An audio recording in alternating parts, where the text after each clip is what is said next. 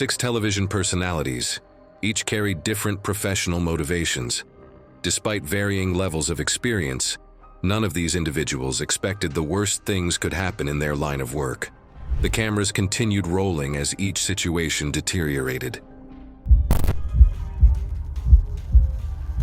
It was February 14th, 2017, at Lake Minnetonka, Minnesota.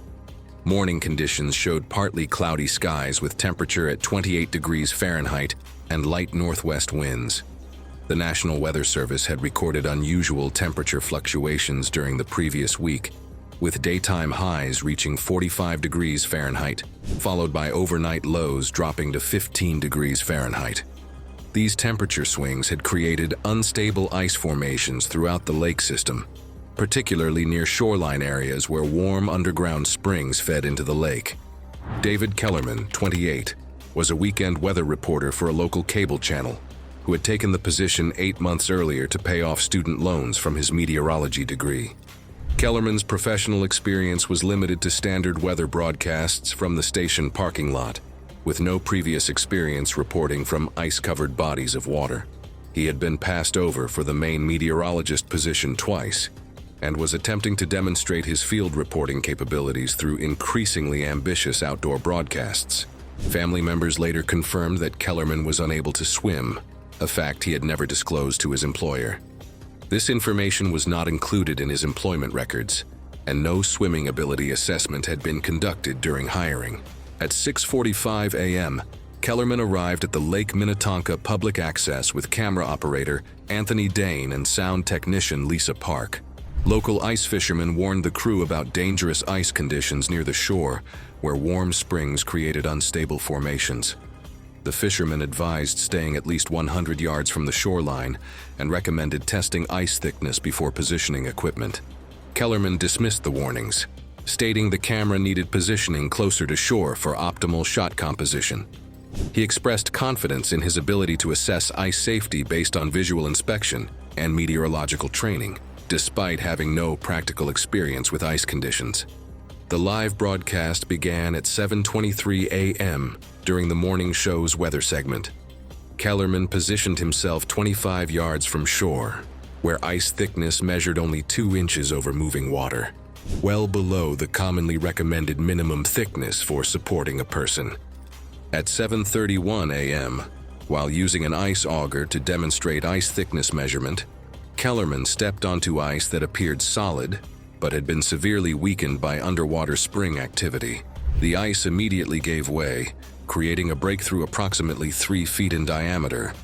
Dane reported hearing a sharp cracking sound before Kellerman disappeared through the ice surface. Dane's camera captured Kellerman's confused expression before he fell through the compromised ice section.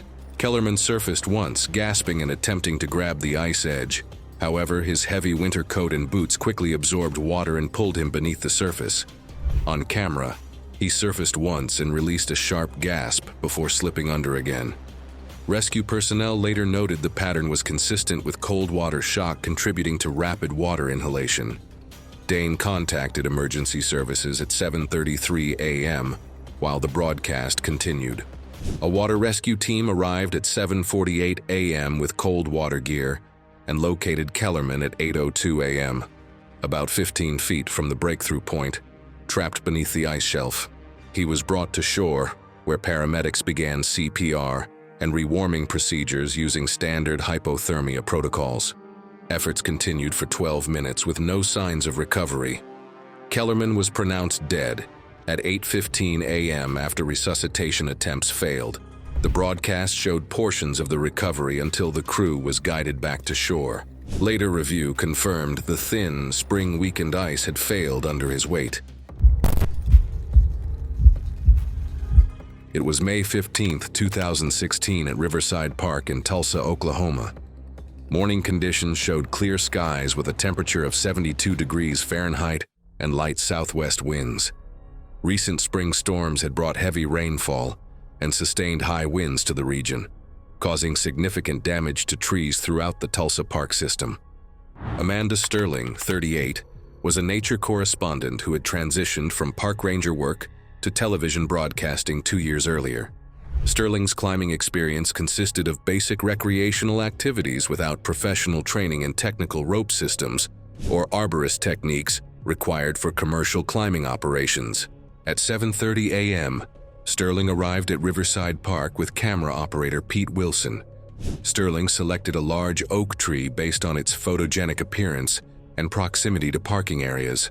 However, the tree showed subtle signs of recent storm damage that were not immediately apparent without close inspection by qualified arborists. Park maintenance records later revealed the oak tree had been marked for professional assessment and potential removal due to internal rot discovered during routine safety inspections. The warning tags had been obscured by spring foliage growth and were not visible during Sterling's site selection. Sterling was using borrowed climbing equipment from a recreational climbing group rather than professional arborist gear. The equipment had not been professionally inspected and showed signs of wear, including frayed rope fibers and worn hardware. The segment had no dedicated safety coordinator, and no one on the small production team had training in evaluating climbing or tree-related risks. The live broadcast began at 8:30 a.m. during the weekend morning show. Sterling positioned herself on a branch approximately 35 feet above ground to demonstrate climbing techniques and safety procedures. The branch appeared substantial from ground observation, but had been significantly weakened by internal decay and storm stress. Sterling's climbing rope was attached to the compromised branch rather than the main trunk, violating fundamental tree climbing safety principles. At 8:47 a.m., while repositioning for a better camera angle, Sterling's weight caused the compromised branch to exceed its structural limits. Wilson reported hearing a sharp cracking sound before the branch broke completely at its attachment point. Wilson's camera captured Sterling's fall as she struck multiple smaller branches during descent before impacting the ground head first. The smaller branches provided no meaningful deceleration, but caused additional trauma during the fall. Sterling's head struck exposed tree roots and rocks at the base of the oak tree with tremendous force.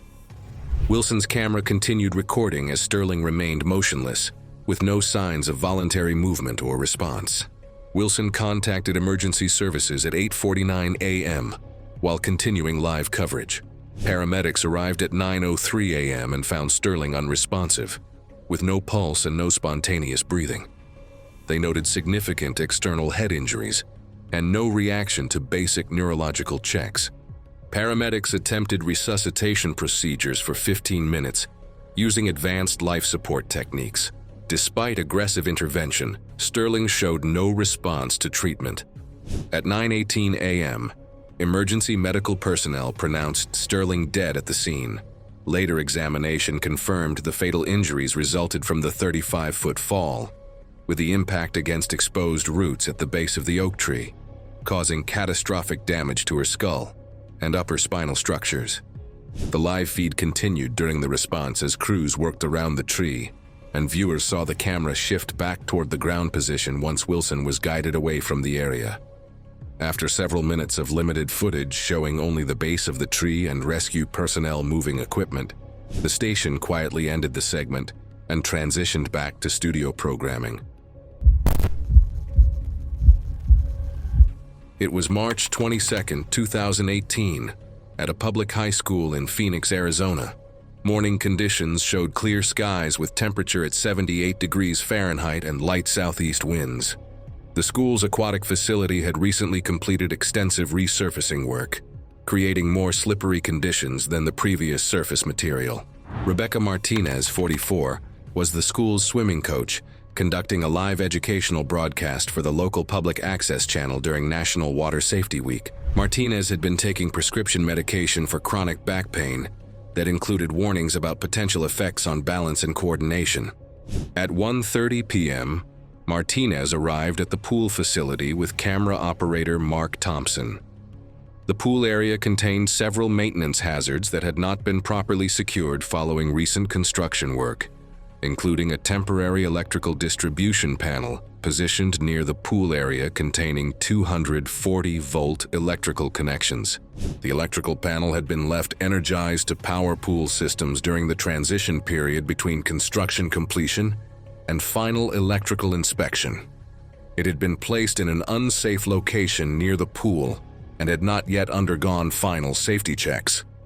Several staff members later recalled noticing moisture collecting along the deck seams throughout the morning, likely from condensation and residual humidity trapped in the enclosed pool area. A few commented that the new surface seemed unusually slick even before filming began, but assumed it was normal for freshly applied coatings. The live broadcast began at 2:15 p.m. during the educational segment. Martinez positioned herself near the pool edge to demonstrate proper poolside safety techniques and supervision methods. At 2:28 p.m., while walking backward along the pool deck to demonstrate proper positioning for lifeguard supervision, Martinez stepped on a wet section of the newly resurfaced deck. The surface coating became extremely slippery when wet, causing her feet to slip out from under her. Martinez fell backward and struck the temporary electrical distribution panel with tremendous force. The impact caused her to make contact with exposed 240-volt electrical connections, resulting in immediate electrocution as electrical current passed through her body to the grounded pool deck. Thompson's camera captured the moment of electrical contact as Martinez's body convulsed from the electrical shock. The sound of electrical arcing was audible through the broadcast audio system, and visible sparks were captured by the camera. Thompson instinctively stepped back as the sparks intensified, and the broadcast briefly showed an unfocused view of the deck as the camera shifted in his hands. A sharp crack from the panel echoed through the enclosed facility, and several nearby students flinched at the sound as the lighting in the area flickered. The electrical contact caused visible burn damage, and Martinez collapsed immediately as her body went limp from the shock. The 240-volt current was sufficient to cause fatal electrical injuries within seconds, leading to immediate loss of consciousness. Thompson called for help at 2:30 p.m., and arriving responders first focused on securing the electrical hazard rather than initiating immediate treatment. Power to the area was cut before anyone could approach Martinez safely. Once the scene was declared clear, medical personnel checked for signs of life but found no pulse, no breathing, and no response to neurological assessment. The pattern of burns and the absence of cardiac activity indicated she had likely died within seconds of contacting the energized components. The broadcast gradually shifted away as crews cordoned off the deck and began documenting the equipment layout. Facility staff restricted access to the entire pool area, and later review confirmed that the combination of the wet resurfaced deck and the energized temporary panel created the fatal conditions. It was September 8, 2015, above Interstate 405 in Los Angeles, California. Evening conditions showed clear skies with unlimited visibility, but increasing winds from an approaching weather system, with gusts reaching 25 miles per hour and turbulence reported by other aircraft. Robert Hayes, 33, was a traffic reporter who had transitioned from commercial aviation after losing his airline position due to industry downsizing. Hayes had been conducting traffic reports for 18 months and was known for flying at lower altitudes than recommended to capture dramatic footage. At 5:15 p.m., Hayes departed from a local airfield in a Robinson R-44 helicopter for routine rush hour coverage. The aircraft had been experiencing intermittent engine warning lights that Hayes had not reported to maintenance personnel, believing them to be false indicators. The live broadcast began at 5:45 p.m. during peak traffic coverage. Hayes was providing updates while hovering at 400 feet above the Interstate 405 and Interstate 10 interchange, significantly below the recommended minimum altitude for traffic reporting operations. The Robinson R-44 requires a minimum of 500 feet of altitude for successful auto-rotation under ideal conditions. Hayes's operating altitude of 400 feet provided insufficient margin for emergency procedures, particularly in the urban environment, with obstacles and limited landing options. At 5:52 p.m., while maneuvering in gusty wind conditions to capture footage of a traffic accident, Hayes experienced complete engine failure during the maneuver. Later assessment of the recovered components indicated the engine had suffered critical internal damage that caused the loss of power during the maneuver. At the low altitude Hayes was operating, The sudden loss of engine thrust left no practical opportunity to establish a controlled auto-rotation. Witnesses monitoring the broadcast reported a brief emergency transmission, noting an engine failure just before the helicopter began a rapid, uncontrolled descent. The transmission ended abruptly, and the live feed showed the helicopter descending too rapidly for any recovery attempt. The combination of low altitude, turbulence, and the urban environment left insufficient time and space for a successful auto-rotation. Multiple ground-based traffic cameras captured the helicopter's uncontrolled descent toward the busy Interstate 405 corridor. Footage showed Hayes making control inputs during the descent, but the low altitude and urban layout left no viable emergency landing options. The helicopter struck a concrete overpass support structure during the uncontrolled descent. The impact occurred at 5:54 p.m. and was captured live by the traffic cameras feeding into the station's rush-hour coverage. The concrete support structure was designed to withstand vehicle impacts, but created an immovable obstacle for the descending aircraft. The impact ruptured the fuel system, and a fire began burning around the wreckage. Emergency crews arrived at 6:02 p.m. and found Hayes with injuries incompatible with survival. Later examination confirmed Hayes died from massive blunt force trauma during the high-speed impact with the concrete support structure. Several traffic camera feeds continued transmitting smoke and debris scattered across the roadway until responders blocked the surrounding lanes and redirected the cameras away from the wreckage. After the final camera feed was shifted off the crash site, the station moved on from the live segment. The sequence of events indicated that the sudden engine failure at low altitude left no usable options for emergency descent, making the impact unavoidable once the helicopter began losing lift. It was July 4, 2017, in Sacramento, California, at a small outdoor event space. Morning conditions showed clear skies with a temperature of 82 degrees Fahrenheit and light southwest winds. The National Weather Service had issued a heat advisory for the Sacramento Valley, with forecast temperatures reaching 104 degrees Fahrenheit by mid-afternoon. Thomas Mitchell, 51, was a former restaurant owner who had lost his business to bankruptcy 6 months earlier. Mitchell was appearing on a morning show to demonstrate Independence Day grilling techniques as part of holiday programming. His restaurant experience included extensive commercial cooking, but limited experience with outdoor propane equipment. Holiday preparations were underway across the park, with early picnic groups settling near the river as temperatures climbed. Metal surfaces around the cooking areas had already warmed, and a few visitors later recalled a faint fuel odor near the grill. Assuming it came from normal outdoor cooking, at 8:30 a.m., Mitchell arrived at the event area with morning show host Jennifer Adams and camera operator Steve Wilson. Mitchell was using a propane tank that had been dropped during transport, creating internal damage to the pressure regulator that was not visible through external inspection. The pressure regulator had sustained internal damage that affected its ability to maintain proper pressure levels and prevent dangerous gas accumulation. Mitchell had attempted repairs using hardware store components rather than professional propane equipment parts designed for the specific application. The live broadcast began at 9 a.m. during holiday programming. Mitchell positioned himself at a large outdoor grill to demonstrate seasoning techniques and cooking methods for holiday barbecues. At 9:17 a.m., while lighting the grill for his demonstration, the damaged pressure regulator allowed unburned propane to accumulate inside the grill housing.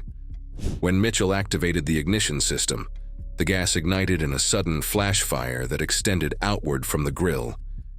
The ignition caused a rapid burst of flame that enveloped Mitchell and ignited his clothing, producing a brief fire plume around the grill area. Wilson's camera captured the moment the flash fire erupted, and the sudden flame front pushed Mitchell backward from the grill as his clothing ignited. Flames spread rapidly across his shirt and arms, and park visitors hesitated to approach until the fire subsided enough for extinguishers to be used. When the flames finally subsided, Mitchell remained motionless beside the grill, his clothing reduced to charred fabric, and his skin showing extensive burn damage. Adams kept her distance while several visitors cautiously splashed bottled water onto the concrete near the grill, unsure whether any heat remained trapped inside the housing. Wilson continued filming from several steps back as thin smoke drifted through the cooking area and the surrounding picnic groups moved away.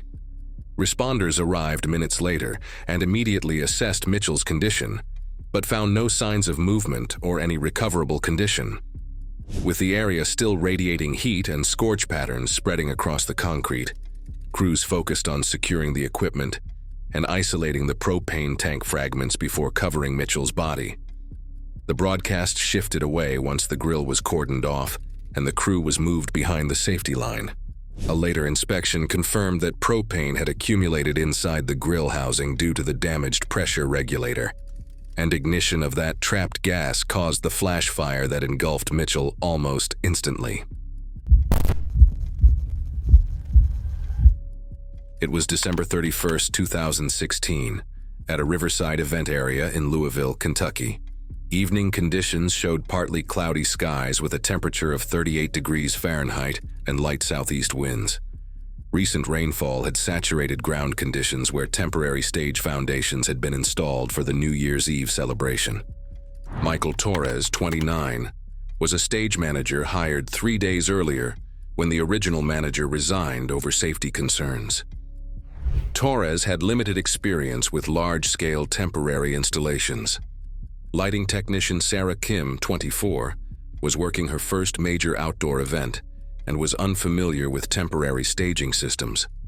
Crowds had already begun gathering throughout the park despite the cold weather, and staff were moving equipment cases and cables across the damp ground while preparing for the midnight program. Several workers later recalled seeing small areas of standing water near the stage supports, but assumed it was typical after recent rainfall. The temporary stage measured about 40 feet wide and 30 feet deep, supported by a platform raised roughly 20 feet above the ground. The structure had been constructed using materials that met minimum code requirements, but had been designed under significant time and budget constraints. Recent rainfall had compromised ground conditions and reduced foundation stability. Later review of construction notes indicated the stage supports were not designed for the full weight of the lighting equipment, sound systems, and personnel present during the broadcast. The total equipment weight exceeded design capacity under the compromised soil conditions. The live broadcast began at 11:58 p.m. during the countdown to midnight. Torres was directing final lighting adjustments, while Kim operated overhead equipment positioning systems on the stage platform. At 11:59 p.m., while both workers were adjusting overhead lighting arrays, several support connections failed after the saturated soil beneath the platform shifted, causing the structure to lose stability. Event coordinator Mike Stevens reported hearing loud cracking sounds before a section of the stage platform collapsed. The partial collapse caused Torres to fall approximately 20 feet, along with several pieces of heavy lighting equipment. A 200-pound lighting fixture fell with the collapsing section and struck Torres in the head and neck area, causing immediate fatal trauma. Kim was thrown from the collapsing section but landed on the remaining stable portion of the stage, sustaining severe injuries, including multiple fractures and internal trauma. She remained conscious but was critically injured. Multiple cameras captured the collapse as it occurred during the live countdown broadcast. Emergency services were contacted immediately, while the live broadcast continued showing the wreckage and initial response efforts. Emergency crews arrived at 12:07 a.m. with equipment suited for stabilizing the damaged structure. Torres was found deceased at the scene, having died instantly from massive head trauma caused by the falling lighting equipment. Kim was extracted from the stage at 12:25 a.m. and transported to a nearby hospital with life-threatening injuries. Despite emergency surgery, Kim was pronounced dead at 12:47 a.m. from the severity of her traumatic injuries. Later examination confirmed Torres died from massive head trauma caused by impact with falling lighting equipment. Later findings noted Kim's fatal injuries were consistent with severe trauma sustained during the structural failure. The live broadcast captured the entire sequence from the initial collapse through the rescue operations. Later review of the damaged structure showed several weaknesses that likely contributed to the failure. The finding suggested the collapse was the result of overloaded equipment on unstable, rain-softened ground, leaving both workers with no chance of escape once the platform gave way. Thanks for watching. Want to watch more? Click on your screen now.